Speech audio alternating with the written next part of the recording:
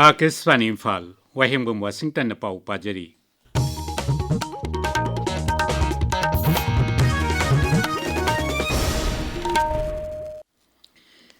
जाति की इसई बंदे मातरम की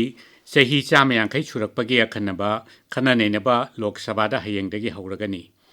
सरकार की पाउ मतुंगिना खनबा दु प्रधानमंत्री नरेंद्र मोदी ना हौदोकनी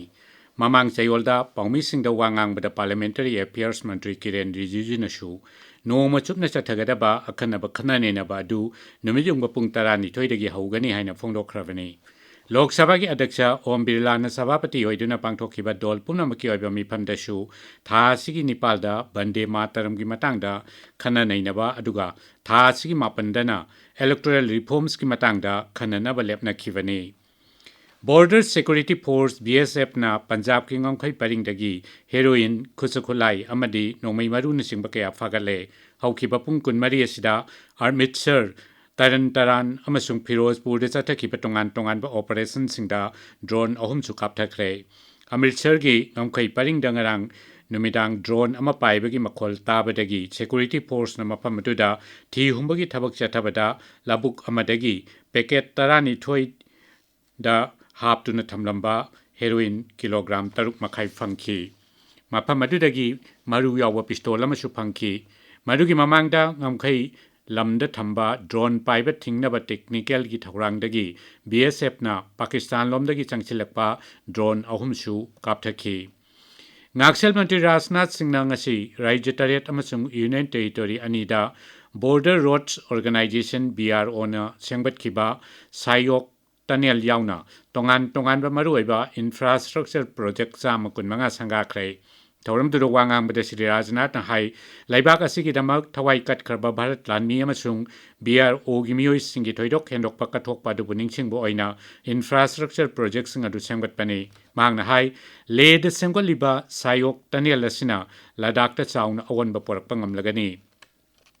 Gawagi Arporada leba night club amadangarang numidang athengbada mai chakpagi thodokta mioi kunmanga sire tarukna sokle mai adu cylinder ama pokhairakpadagi horakhibani fire amasung emergency service amasung police ki kanguna mafam adu changsinduna mai adu muthatkhi Mukhyamantri Pramod Sawant na mafam aduda chatuna yengsinki mangna hai siriba singado ayambana night club adugi kitchen da thabak tawba mioi singni makhoigi manungda lam koiba mioi mari su yauri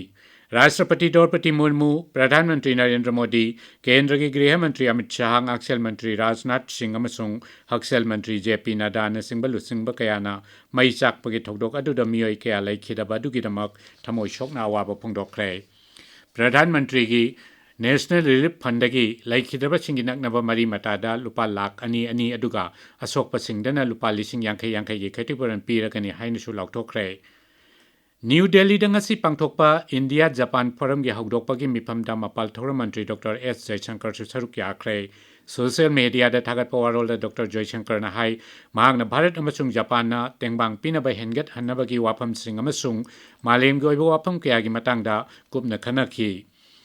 New and Renewable Energy Mantraloina Lamasida Shell Thadaba Lep Nabagi Matangda, Zero Lamata Tokiba Lati Haina Sengdokli, Mantraloina Hai, Masina, Financial Institutions Singda, Renewable Energy Power Projects Sing Nataga, Kusukulai Sing Shaba Singda, Shell Thadaba Tok Nabahai Kivalate, Mantraloina Hai, Lissangani Kuntra Pawada, Fossil Fuel Nataba, Gigawatt Changa Putok Nabagi Pandamadu Pangnaba, Solar Ecosystem Ohana Chakal Hanabakan Honari.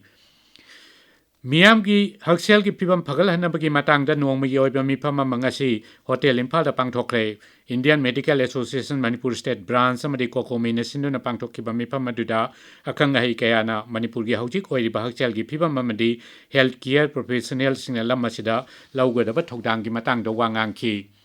Imphal East Zilla ki Leitan Pokpi da leiba uyok singda nauna lambi samjilakpabu yaningdaba phongdoktu nangasi mafam adugi miyam na wakat khongchat ama chatkre Young Sporting Club BDC amasung Leitan Pokpi gi maira paibi singna sinduna chatkhiba rally aduda lambi semlakpa dubu yaningdaba phongdokpa kholau kaya lauki paulo jare